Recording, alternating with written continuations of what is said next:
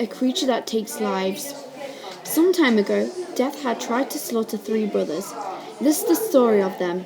Cold, exhausted, hungry, the brothers meandered in the dark, gloomy forest. They had looked at each other with puzzled faces. Inside, they had felt like they were being watched. Scared and frightened, worried and petrified, they had landed into a dead end of doom. Suddenly, they had then realized there was a treacherous river right in front of them. There was no hope of getting onto the other side. Desperate, he got his wand out and had magically made a bridge to cross over. The bridge wasn't secure. This made it harder for the brothers to cross.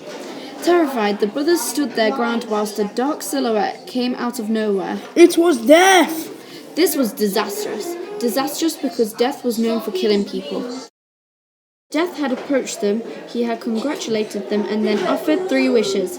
The first brother wished for a powerful wand, powerful so he could win jewels.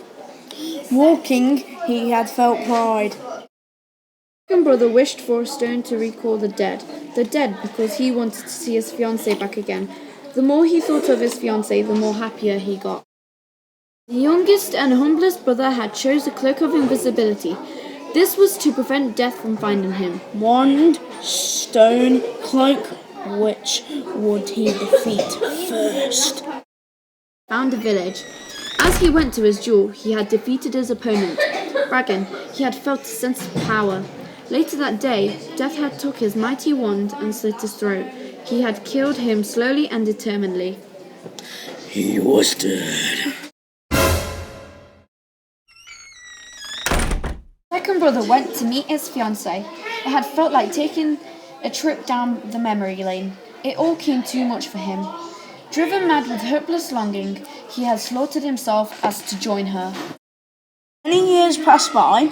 Death still couldn't find the third brother. The third brother had shed the cloak over his son. Death had quietly and patiently approached him.